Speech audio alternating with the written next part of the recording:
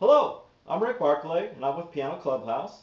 And today we're going to be learning a song from the 80s, my favorite era, because I was growing up as a kid during that time, and a lot of songs just really, I guess, set to me, and I embraced them in my youth, as all youth do. You just kind of remember those things from that time period. So I'm going to do one of my favorite groups, REO Speedwagon, and their song was called Keep On Loving You. That was really one of their smash hits during the 80s.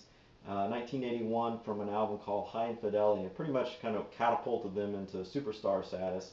They had been around for a little while during the mid to late 70s, but this really pretty much did it for them and put them on to a level that they were striving for. So this song is in a mode. The church modes, there's several modes, but this particular one that they utilize is Lydian. And basically what it is, it's like a major scale, and it's F Lydian what they do with this. And instead of playing the B flat, it does a raised fourth, a B natural. So it has a different sound to it. So here, let me play the F major scale. F, G, A, B flat, C, D, E, F. Notice how that sounds. Familiar with major scales, that should sound familiar to you. So now with this Lydian scale, it's going to sound a little different. F, G, A, B, C, D, E, F.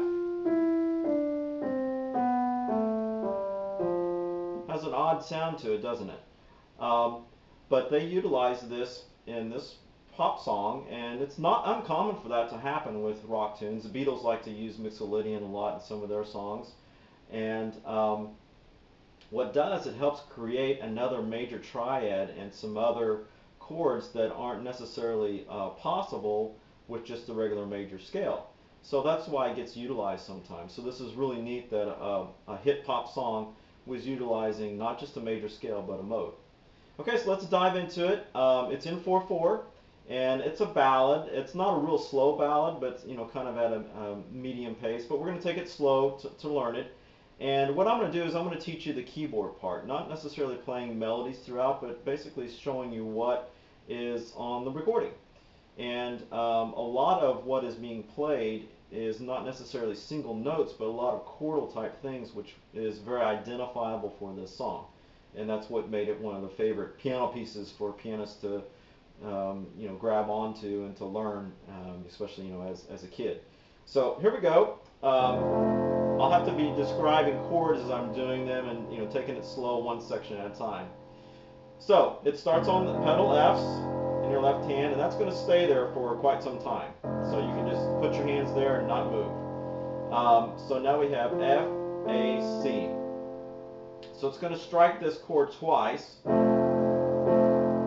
And then on the second half of the measure, pedal tone still stay in your left hand, and then we're going to go to a G, basically the G over F. G, B, D. Strike that twice. Now we're going to an A minor over F, so it's A, C, E. So this is the start of the second measure, and then it's going to be A, D, F, which is a D minor triad over the F in an inversion, back to the A minor, and then to the G over F, so G, B, D. So let me just stop right there and let's talk about that first half of that second measure. So it's A, D, A, G, all over this pedal tone F. Okay, now the second half of the measure is going to be a C chord in inversion over an F. So G, C, E, back to a G, and then strike the F there. Okay, so that whole measure right there, real slow. A, D, A, G, C, G, F, and that last F is the beginning of the next measure. Okay, so let's play that 2-bar sequence there. There's our starting pitches. 1, 2, 3, 4.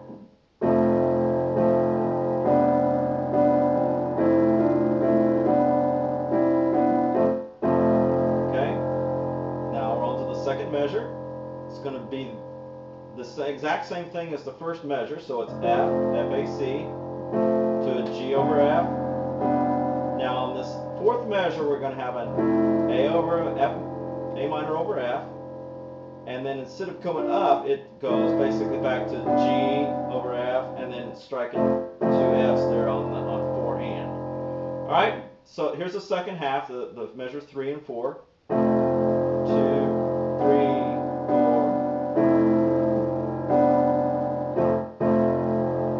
Okay, now let me count it out as we're playing. These are a lot of eighth notes and quarter notes that are being performed as this 4-bar sequence.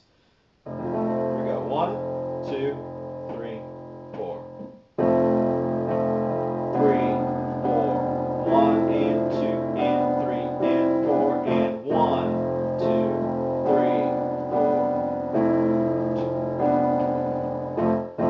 4. Now you may have noticed on my left hand, occasionally I would strike this F again, and then I would play both of them again. That was just to help keep movement going, and especially if you're just playing this by yourself, no other band, a bass player, or anything like that. You know, it helps keep things filled out and not any of the tones dying out. Okay, so that's the intro, and the intro is actually going to be performed on the keyboard throughout the verse. A lot of the melodic lines within the vocal part are kind of self-contained, if you will, inside the keyboard part. So every couple of measures, you're going to hear the melody being duplicated. So let's just go ahead and do that again. So here we go. 1, 2, 3, 4. G over F, A minor. See, I'm just kind of striking the left hand again. Does this again. So basically we're doing this whole thing twice, 3 times if you include the intro. Now here this time, it does this a little bit different. So A minor, G, C, G, F. Taking kind of a play off of the other fourth measure of the other sequence. And this leads us into what we call the pre-chorus. So it's an F triad, which we know what the F's are, F-A-C. 1, 2, and then into a G for 2 counts, so it's G, B, D. F, back to the F. G, now it's an A minor.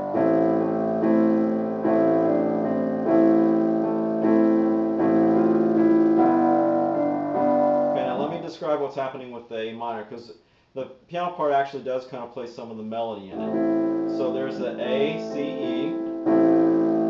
Now here it's E, D, C, E. Okay? Notice how I'm still kind of accentuating some other tones in that to help fill it up. Now the second measure on count 3, it's E, F, E. Now this is going to be like a suspension type of chord, so it's a G, G's in the bottom, G, B, and then E, and then it resolves down to the D. And then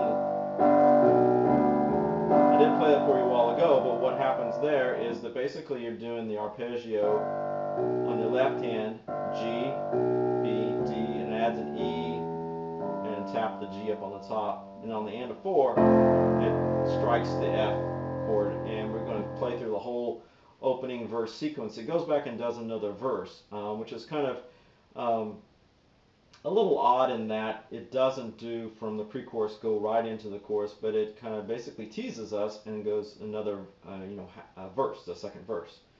So it breaks the format, but it was successful for them. So sometimes breaking the rules are good. All right, so that so from the A minor.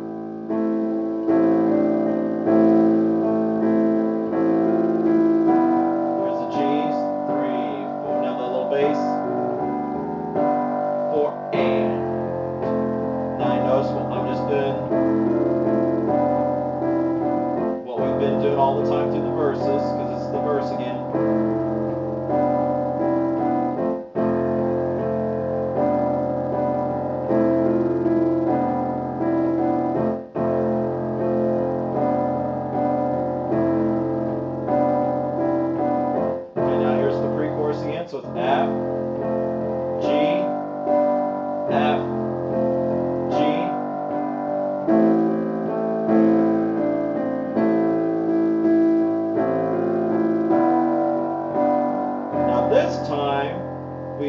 to the G's up in the top, but we're shifting our bass is going to be walking down while we keep the G chord in the right hand. So on the count of 3, it's going to be F in the bass, and then G, E, D,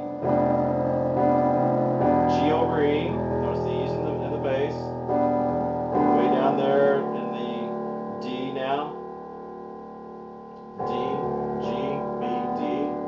And now here we're ready for the chorus. On the and of 4, so it's going to be like a suspension type chord. It's a C. C's in the bass, G, C, F. And then it resolves down to the E, but keep the same tones. An F triad, F's in the bass, F, A, C, to G. Okay, so let me describe what's happening rhythmically. I'm going to go back to that walk down. 1, 2, 3, 4, and. Lots of ands on this. This song likes to utilize that syncopation, what we call syncopation, where more of the upbeat is emphasized. Okay, so here's the chorus again. And, so 2, 3, 4.